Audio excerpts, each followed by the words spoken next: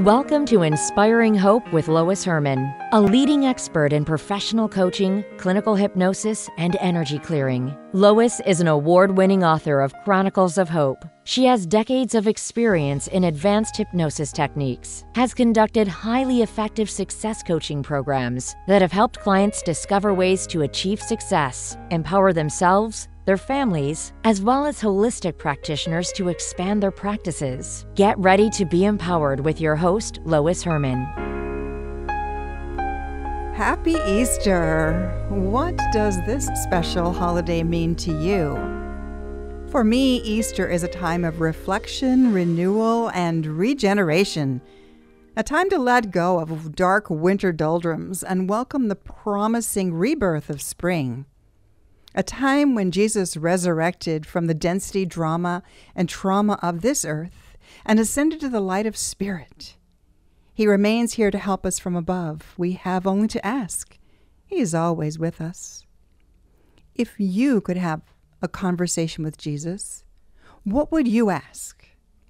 I was extremely fortunate to have a one-on-one conversation with Jesus, channeled through the amazing Gary in one of our fascinating sessions.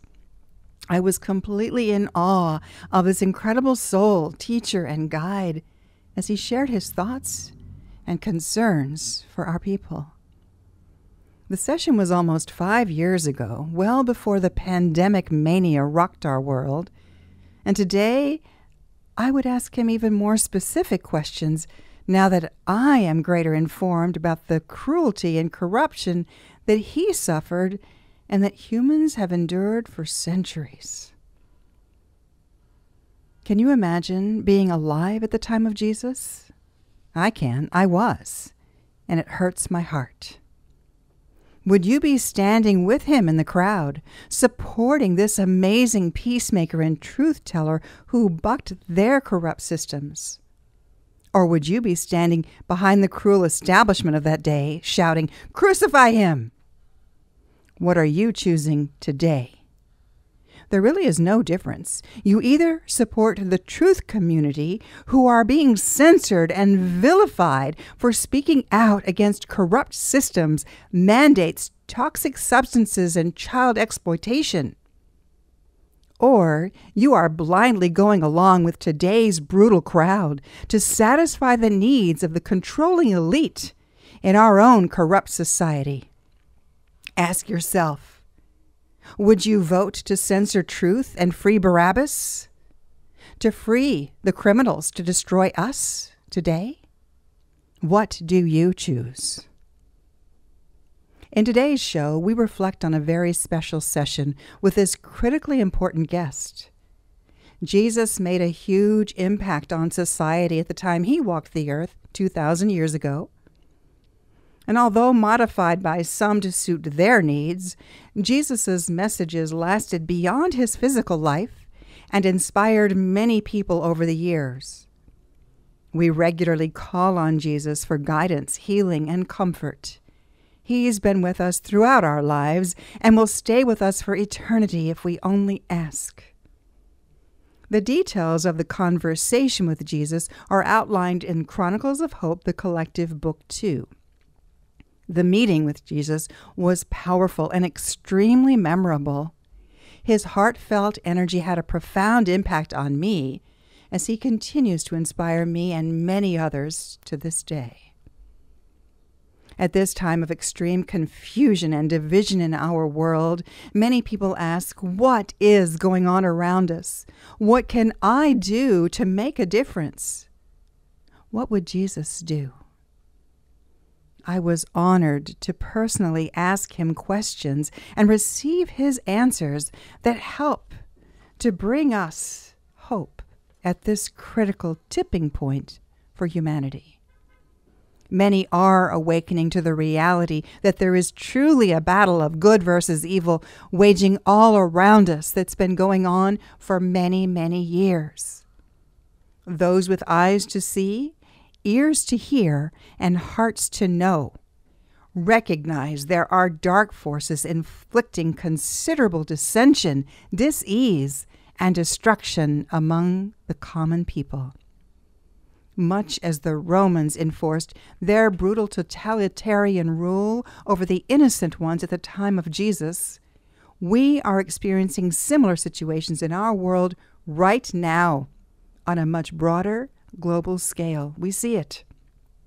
It is critically important to acknowledge these messages from Jesus so you may embrace his wisdom and do what you can to bring peace to yourselves for humanity.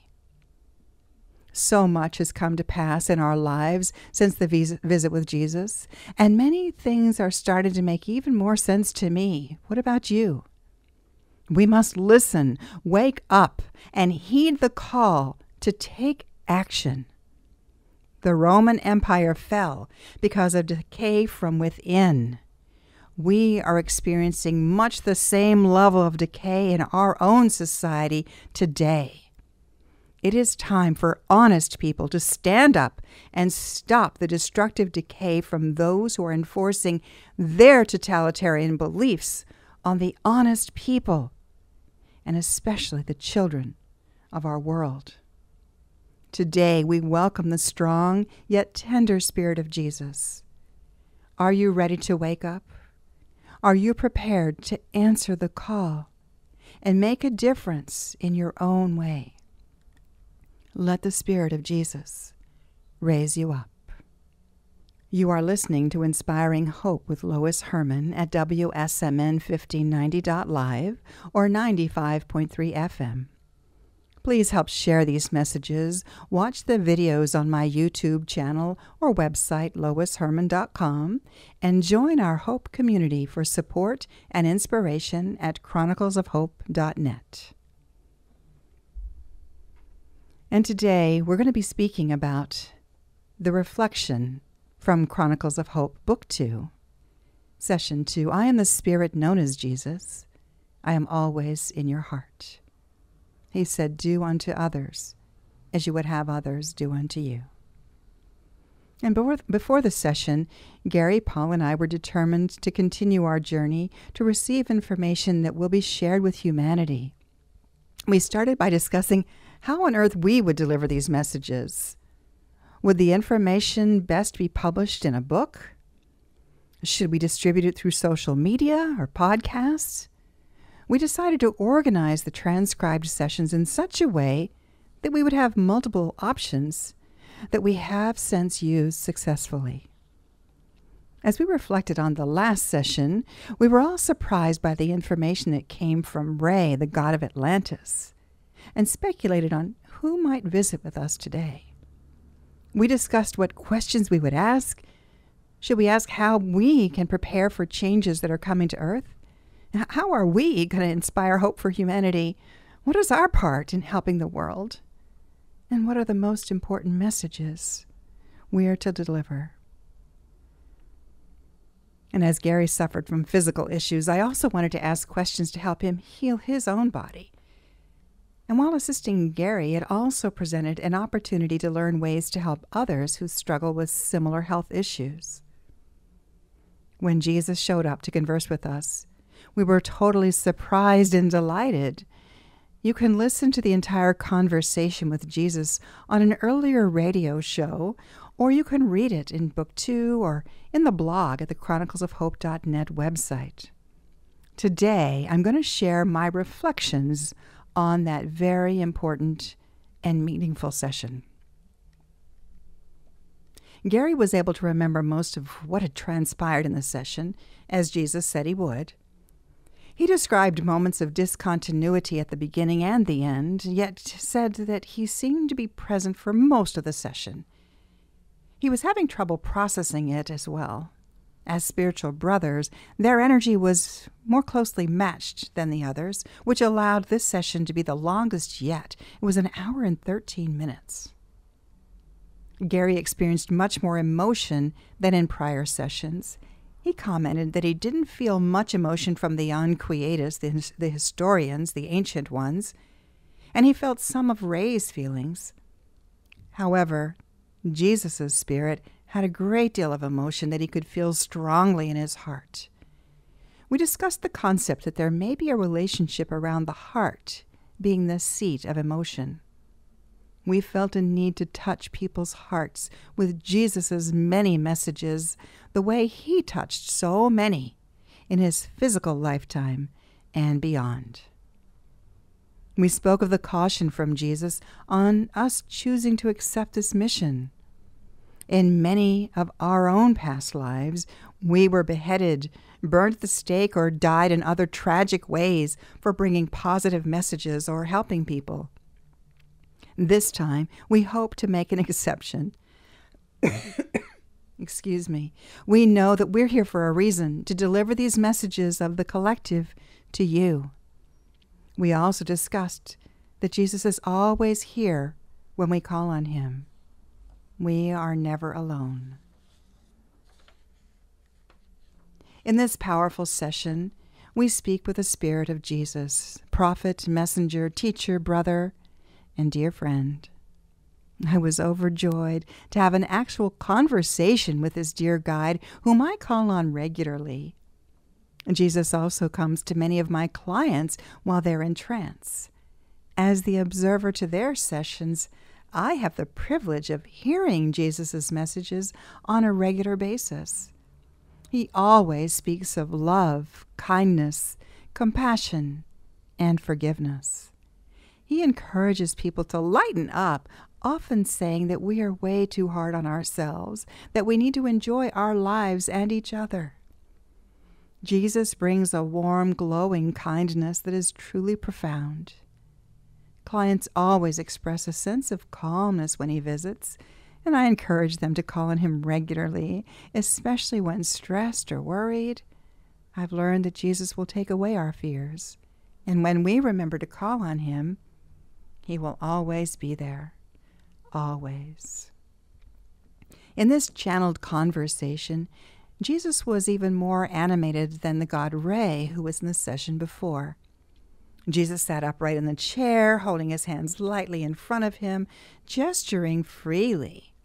He opened his arms wide with his hands gently welcoming, as he is often portrayed in pictures. At times he rubbed his chin, moved his head from side to side. He even buried his face in his hands in exasperation at times. His energy was intensely palpable.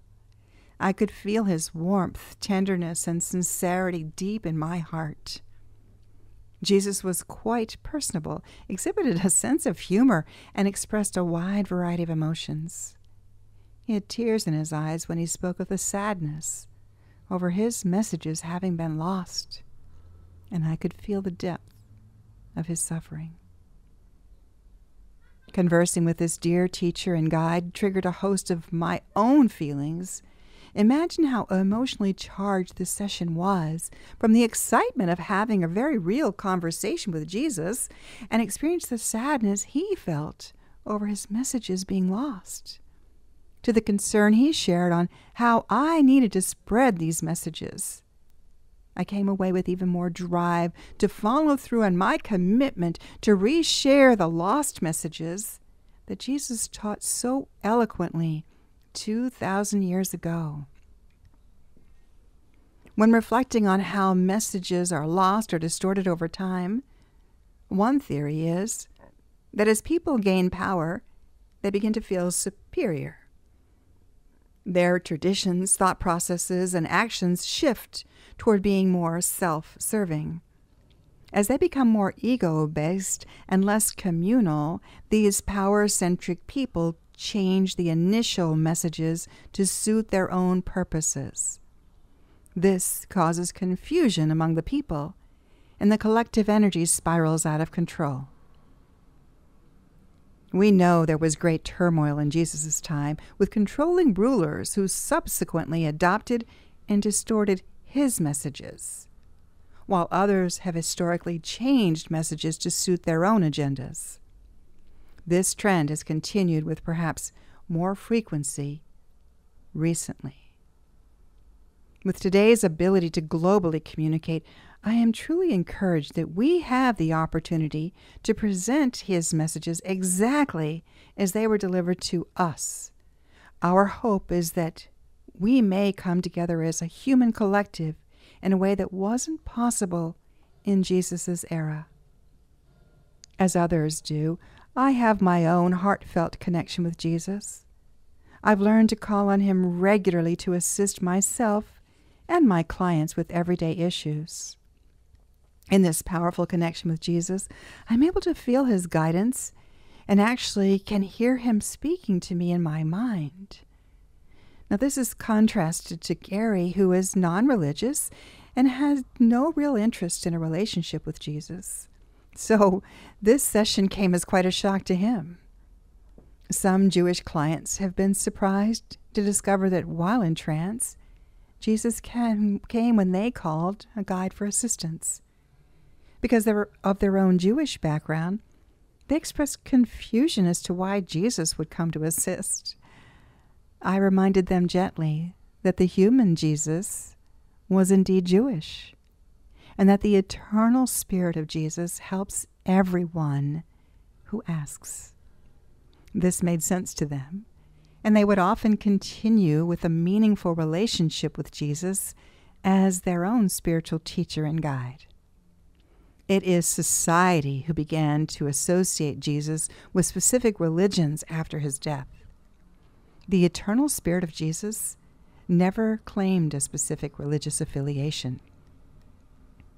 Both the God Ray and Jesus referenced past lives. Reincarnation is mentioned throughout the Bible and in other holy books. Yet some deny or downplay this concept. There is a belief that our own spirits choose to come to earth for experience, to learn, to teach, or to grow. Some people wonder why anyone would choose a life that is so challenging. We most often choose our parents, our family structure, our social and environmental situations for reasons related to our own intended purpose. Experience is always the best teacher. I often take clients to a place known as life between lives so they can learn for themselves why they chose to be born into their specific life situation, or why they were asked to incarnate. Memories of previous incarnations are typically blocked from us when we're born, though some children do have spontaneous prior life recall. We can choose to access these memories through guidance, such as hypnosis, when we are ready to understand, process, and learn from them. Numerous people have past life recall of being alive at the time when Jesus was on earth. Many clients knew him or of him in their past lives, where he had a very meaningful impact on them, even in this life. Some were soldiers who carried such guilt for not stopping the cruelty against Jesus. One client was a peasant farmer whom Jesus taught to irrigate his crops. Others were disciples, both men and women. These were simple people. Jesus never discriminated against anyone and welcomed everyone into his flock, men, women, children, rich, poor, healthy or infirm. No matter what race or denomination, his consistent message was, we are all one. I have my own past life memories of being alive with Jesus, where I listened to him teach to crowds, both large and small. As a young teen in that life, I traveled in his circles and experienced the simple peace of a community without strife. Unsure of my exact relationship with Jesus at the time, other than my parents were among his followers, I remember being in a large household with a wonderfully open courtyard. It was a gathering place where people told stories, recited poetry, listened to simple musical instruments, and children enjoyed playing games. The excitement was evident when Jesus would return from his travels.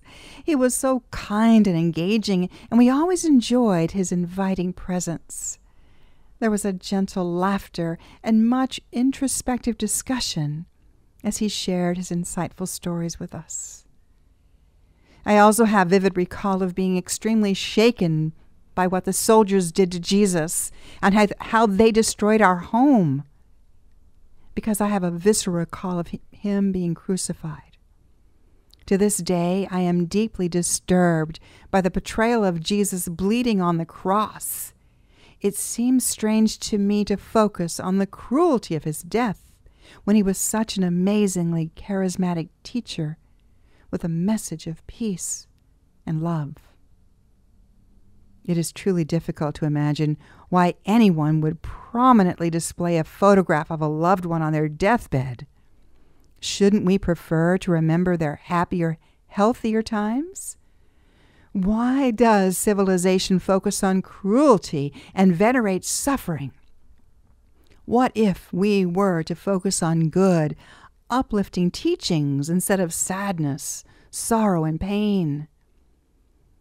When I was a child in my current life, I much preferred to sit at Mother Mary's altar with her statue lovingly holding the baby Jesus in her arms.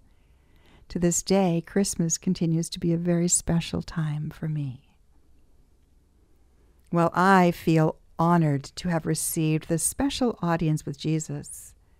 I believe he came because of my own deep connection with him, so I could understand and relate. He guides me in my day-to-day interactions, both personally and professionally. I pray for his assistance for others, call for his help with family and with clients. I ask for the words to say as I guide them and connect clients while in trance to his kindly energy. I also teach clients how to ask for his assistance and live in the light of his peace, his grace. Jesus wants to remind people that the guiding spirits we call on in the collective, of which he is one, are always here to assist when we ask. Jesus did clarify that he died after the crucifixion in the arms of the woman he loved. He declined to verbally acknowledge Mary Magdalene as his wife, simply stating she was very special. I felt he knew what I was asking and chose not to answer that question directly, as he considered the details of his human life and death to be less significant than his messages. He assured us that his resurrection was of spirit, communicating with his followers spiritually and telepathically. The Gnostics, of which his followers were considered to have been, had the ability to directly communicate with God in their own prayers. I believe Jesus was able to connect with his followers in a prayerful, spiritual, channeled way, similar to how the spiritually aware communicate with him to this day. Jesus shared how the collective thought of belief in one God might unify people, bring them together. However, the opposite was the result. He was distressed with the absurdity of people fighting and killing over beliefs that are so similar among religions that are almost identical. The worst dissension is between sects of the same religion. Killing in the name of God hurts him and the collective tremendously.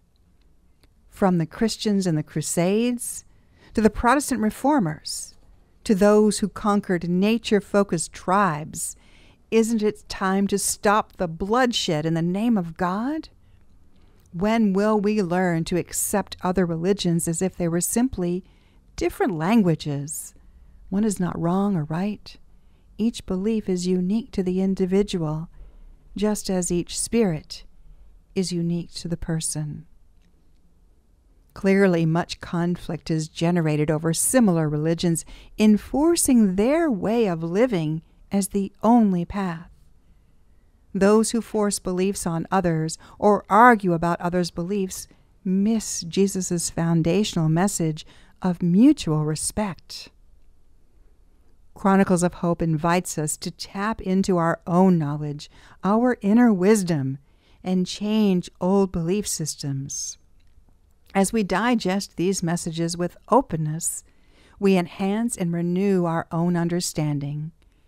Those who base their life on the honest teachings of the Bible and pray to God may wish to consider this series a companion text. Medical professionals are aware of the Hippocratic Oath, "First, do no harm." This was one of Jesus' favorite messages. Who are we to judge another's thoughts, beliefs, or life choices unless they are causing harm? Unfortunately, our medical community is starting to cause some harm these days. Many of our medical professionals have lost that sense of their own Hippocratic oath. Jesus also referred to the golden rule: do unto others as you would have them do unto you. He emphasized the simplicity of this message and wondered when people will learn to be at peace with themselves and each other. This book encourages every individual to truly listen, live, and share the messages that Jesus gave us many, many years ago. He affirmed that there is not one all-knowing, all-seeing, all-powerful God, just as Ray and the Unquietus reminded us. People often wonder how God could allow such terrible things to happen. The collective tells us they neither control nor cause. Their energy serves as a group of guiding spirits, assisting in times of crisis, assisting us in our everyday life, should we ask. They are all one, yet they each have individual personas, much as humanity is all one species, yet we're different individuals. Think about your hand with individual fingers that operate independently, yet all are connected together as one hand. Jesus reminds us that we can use the words soul and spirit interchangeably. Soul tends to have a more religious overtone, while spirit is more universally used. Jesus advised to avoid belief systems that don't value spiritual growth, encouraging humanity to believe in something that is real, that has value. He reminds us, if that is where their heart is, it is good for people to pray to one God. That's fine. Also, if people are open to call on the collective of spirits to assist us every day, then humanity will see positive shifts. We are invited to capture people's hearts, to allow them to create a more personal relationship with our own spirituality, with our own guiding spirits. You may choose to use the words God and the collective interchangeably. You could think of God, G-O-D, as a group of divine beings, G-O-D. We are on this earth to learn, to experience, and to grow our spiritual selves. Since our spirits are eternal, when the human body dies, the spiritual part of our being continues. As our spirits mature, we learn the value of asking for guidance and being grateful for answers received. Members of the collective God cannot interfere with our free will. When we ask, when we request their assistance, guidance comes in a variety of ways from many, many sources, people, and spiritual beings, including living friends, as well as passed over loved ones.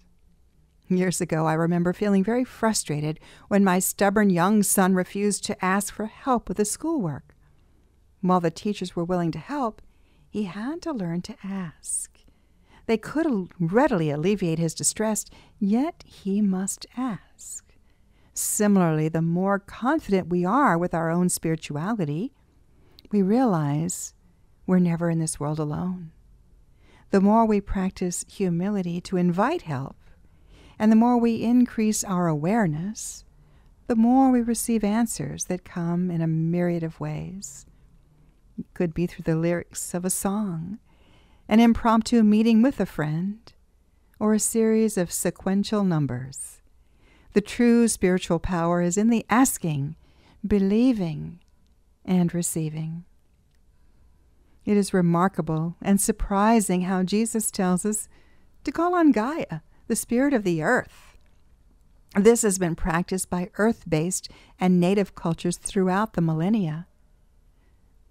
We now know nature is pure, authentic, and good. Yet she has her own harsh side as part of the circle of life.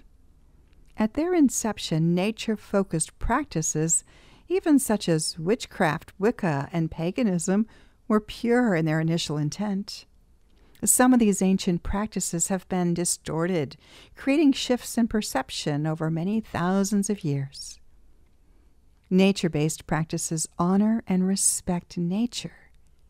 Native cultures ask Mother Nature in their own way for sun, rain, bountiful harvest, good hunting, and healing.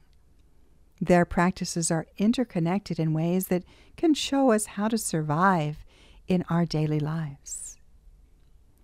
Connecting with nature was never attributed to Jesus' teachings in the past, yet it actually makes sense. His relationship with celestial energy has always been strong.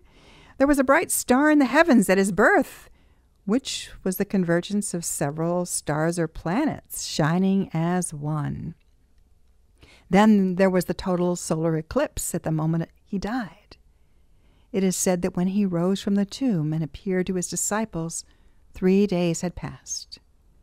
It was interesting that this channeled visit from Jesus was exactly 3 days after a total solar eclipse crossed North America.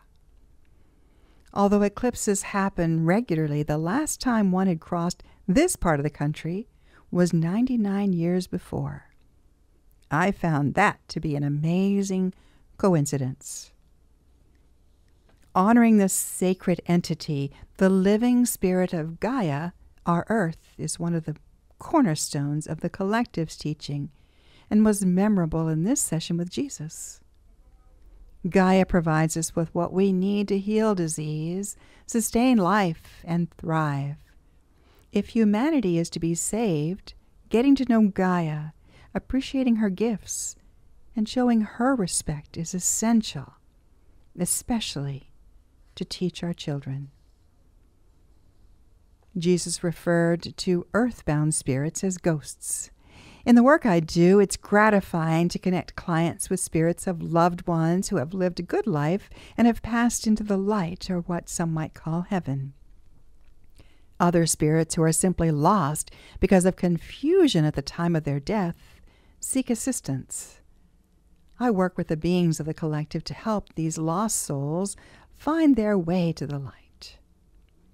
In the session work with clients, I often find lost spirits who died as victims and help them safely into the light.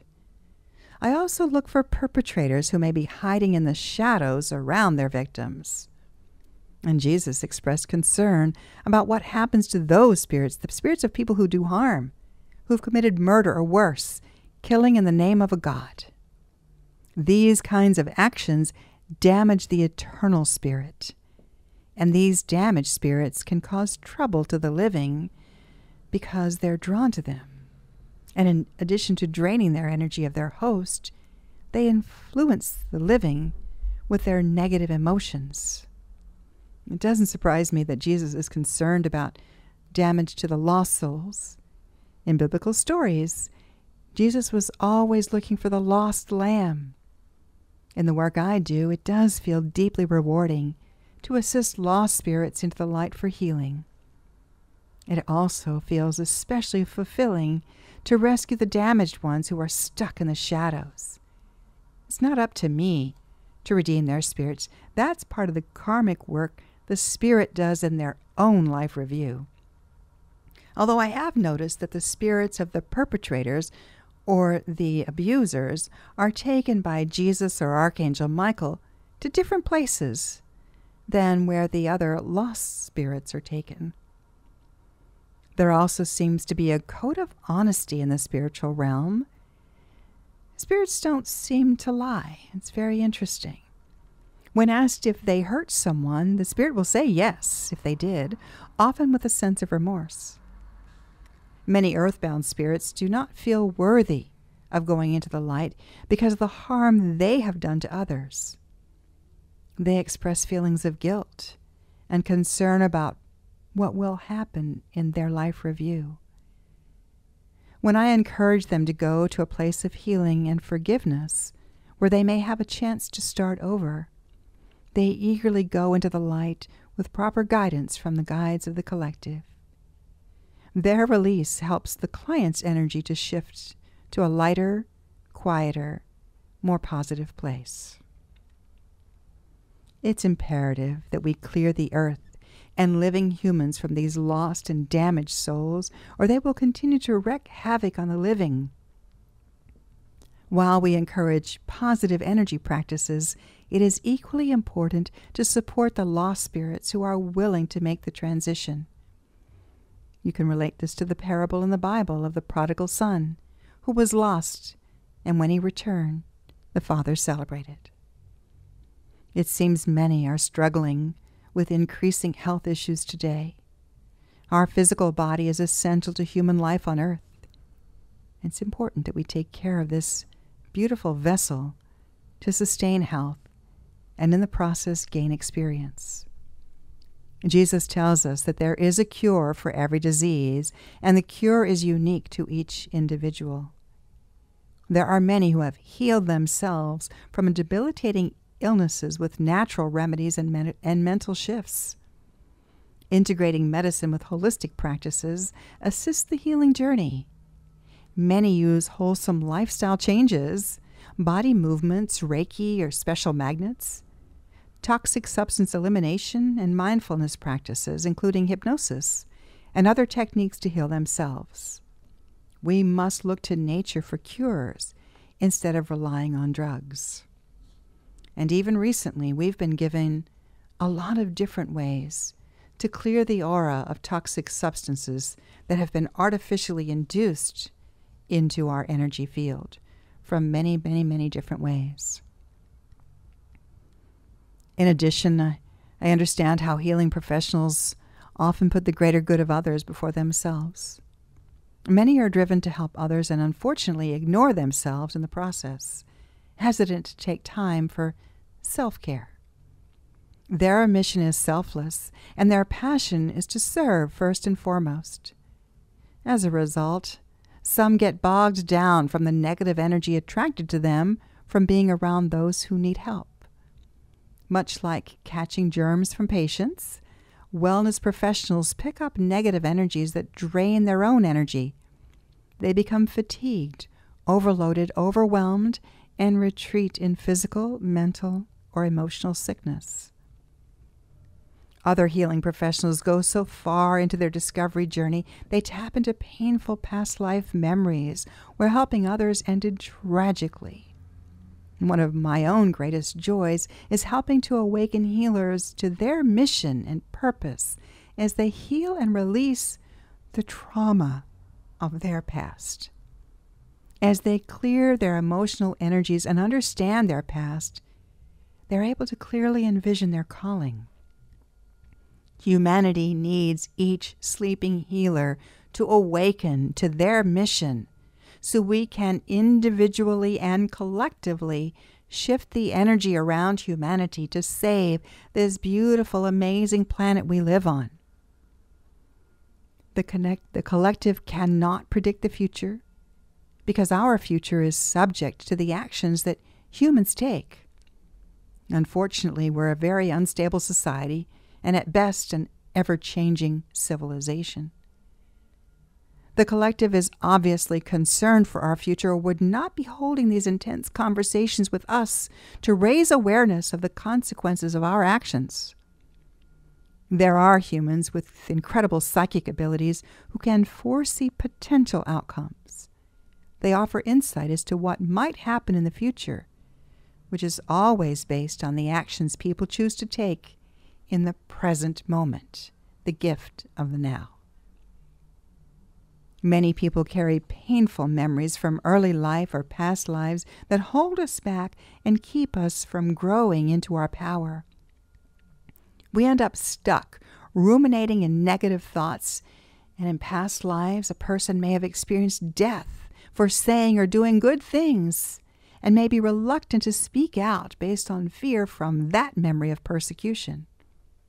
In my own past lives, I suffered from that same fear. To unlearn or shift emotions tied to old memories, we must strive to understand, forgive, and release the pain of the past.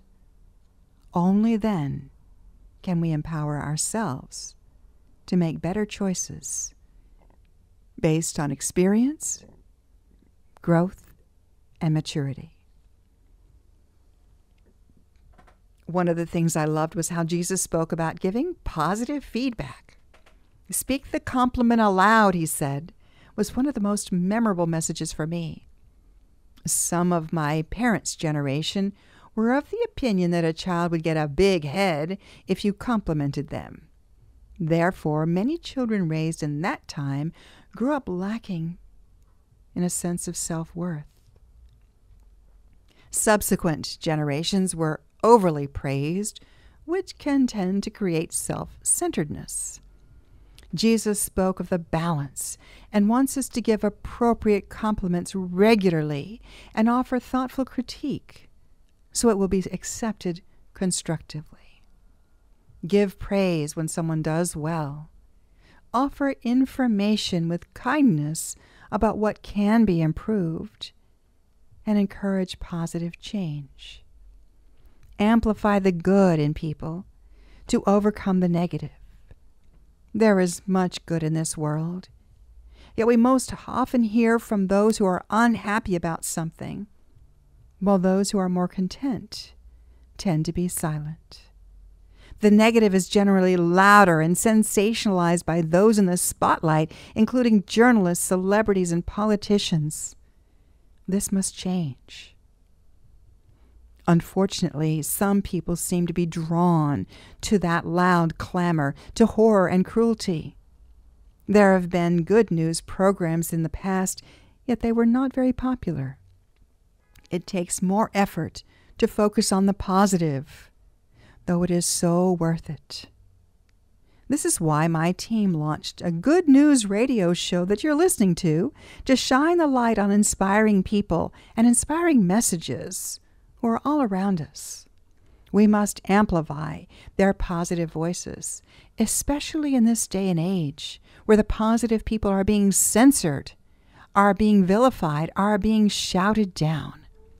We've got to amplify the positive. We've got to shine the light on the truth so that we can join together as one in humanity to fight, to stand up for our own power, for our own right to live a healthy, happy life of peace.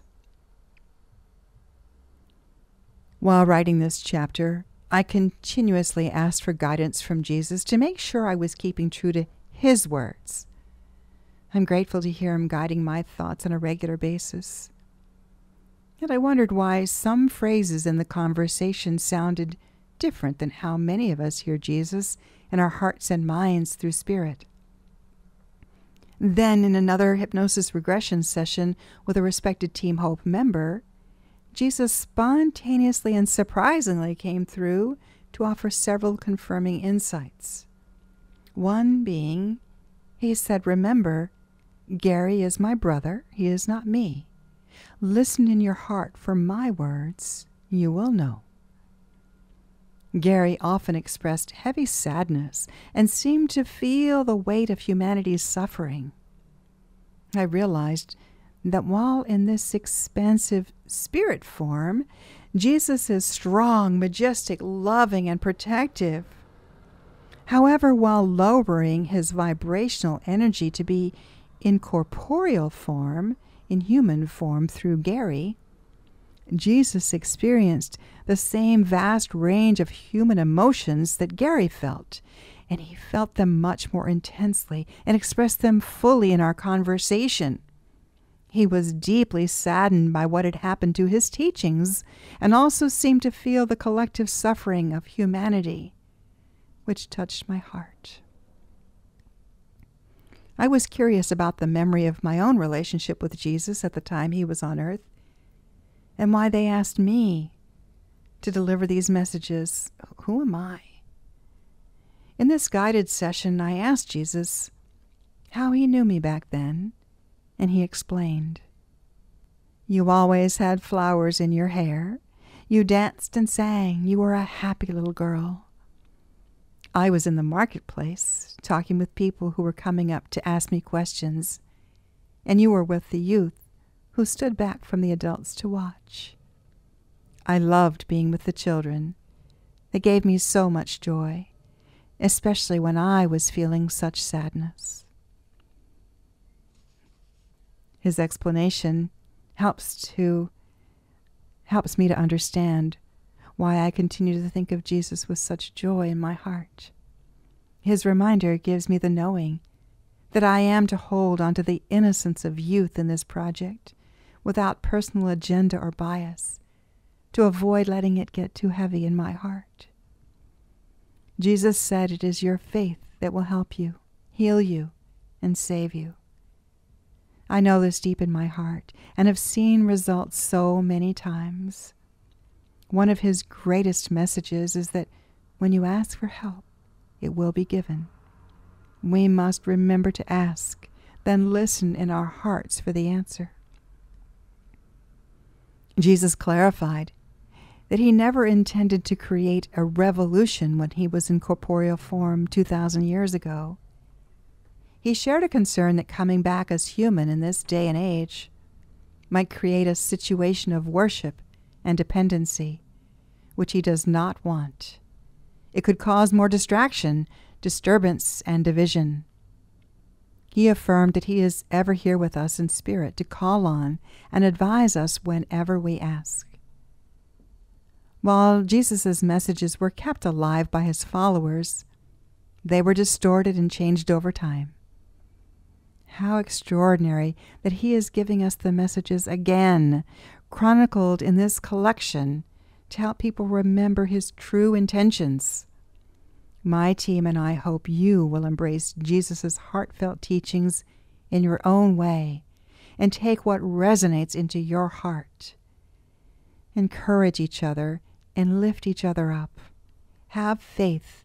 Many will make changes in ways that will cause ripples of hope for a positive, healthy, and happy future for our world. We see it when we gather together in groups. We have the vision of a beautiful, peaceful world. We've got to live through this time of change to get there. We have to stand up and fight for our right to live in peace. Jesus' parting message to me was, I know you will share my words with truth. Trust yourself. I am always in your heart. And I thank you, Jesus, for your continued guidance, assistance, and love. And his message, and I say unto you, ask, and it shall be given to you. Seek, and ye shall find. Knock, and it shall be opened unto you. And in the book, The Chronicles of Hope, the collective, and we captured Jesus' top 40, we called it, the top 40 messages, and you can read them in the book, reflect on them. And you can also listen as I go through a few of them here with you today. One of the things that he said, people need to love each other. It's a simple matter of compassion. And there are many profound messages and deep insights that came through his communication. He reminds us to stay true to his teachings, which have really not changed in 2,000 years. He wants us to take these reminders into our hearts, reflect on them in our own way, and make our lives emulate them. Ask Jesus for help, and he will always be there. The first message he wanted us to remember was, first, do no harm. I look around and I see all the harm that's being done, and it does hurt my heart. We must remember to be respectful of one another. His second message, do unto others as you would have others do unto you. And there are people out there that seem to be heartless, and that is such a shame. We've got to come back into a sense of community and do unto others to bring peace and love and joy to each other. 3, love each other. It's just a matter of simple compassion. Bringing compassion and empathy back would be critical. 4, do what you think is right. When we think, when we feel, when we know in our heart something is right, do it. Don't wait for someone else to validate us. If you feel in your heart it's right, then you have a knowing. 5. It is not so much what you say, it's the belief in what you say that matters. I didn't quite get that at the time, but now I do. There are a lot of people who are speaking a narrative that they are parroting without really understanding the belief behind what they're saying. There's not a true belief in it. They've been taught to say something and they're saying it. And that is sad. We need to stop. We need to ask questions. We need to think. We need to feel. We need to believe in our truth and respect others who do have a true belief. Number 6. There is a reason why honesty has always been a most valued quality. Honesty, integrity, and peace. 7. Gaia is the spirit of earth and cares for you all. We are all her children. I love that Jesus brought up the spirit of Gaia. I would have never expected that. And yet every single one of the guides in the collective have mentioned Gaia. In subsequent sessions, Gaia comes through, and we hear many things from her. She gave us some amazing healing tools that are being outlined in Book 3, how to clear our aura of toxic elements and things that are not natural to our being. She's amazing. The only person you have to be better than is the person you are today. Believe in yourself. You make reality exist. Nothing remains the same. You stagnate and you perish. Difference and divergence are necessary for health and strength. We are not alone in the universe. There is something greater than ourselves. And the message has to be delivered in a way that humanity understands and in a way that they will accept. It's the desire to enforce what you believe on someone else that generates the conflict. What they're inspiring in these messages is for people to stop and to think for themselves, to reflect, to make their own connection with the beings of the collective, the group of divine. There will always be people who believe, people who don't, and people who don't care. He tells me, I will always be here when you need me. I am never far away. And we end that session with a quote from Chief Seattle, Suquamish Chief. All things share the same breath, the beast, the tree, the man. The air shares its spirit with all the life it supports. Until next time, look up, stay positive, and be the light in someone's day.